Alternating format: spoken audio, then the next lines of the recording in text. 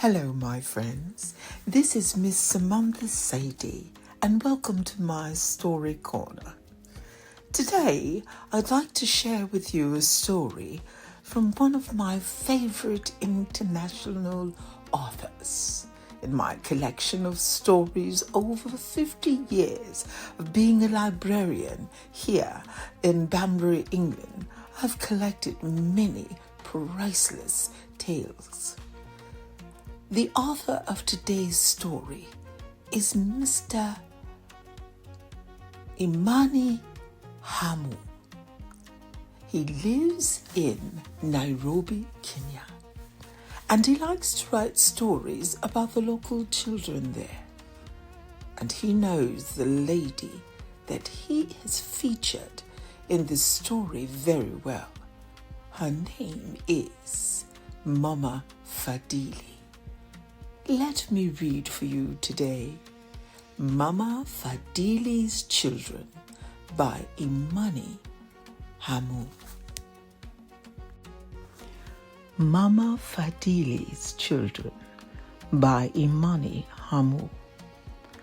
Down a dusty, somewhat rock-embedded road, hundreds of children run to answer the call to school. Each one proudly wears their green checkered uniform.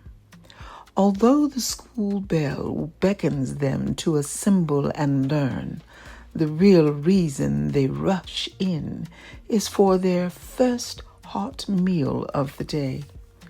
Mama Fadhili's children have come from miles away. Her smile greets them. They shout out their greetings one by one, and then in chorus, "We are here, Mama." Mama Fadhili is joined by a small band of faithful teachers. The hot, sweet porridge is served, eaten, and all carried in bowls, washed and tucked away on the shelves of the crudely furnished kitchen. Each teacher gathers their group by age and walks with them into simple classrooms, sparsely furnished with wooden tables and benches. There is no electricity. They read by sunlight through the windows. The first half of the school day complete, it is lunchtime. Rice and beef broth with vegetables is served. Mealtime is not a rushed event, yet it begins and ends quickly. The children eat fast. They are hungry. The remaining hours of school are filled with laughter, whispered prayers, and shouted scripture memory verses. Mama Fadhili is proud. As the school doors close, she watches her children walk down the uneven roads back toward home, at least for some. Many of the children simply wander until dark, laughing, playing, and some begging for dinner scraps shared by neighbors. Mama Fadhili walks home to discover her small two-bedroom house has its usual stragglers. Some have just stopped by. Most have moved in. Greetings, hugs, and kisses all around. Everyone shares bread, rice, and bits of beef.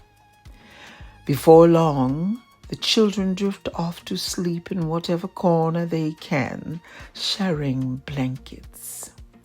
Mama kneels beside her overcrowded bed and prays for the strength to face another day tomorrow. The resources are limited. The rent on the school is due.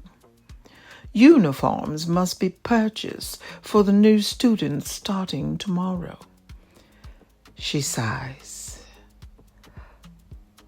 The following week, Hope arrives on a plane from America. Sponsors have come to town. Bishop Danny Busky and his wife, Teresa, arrive right on time.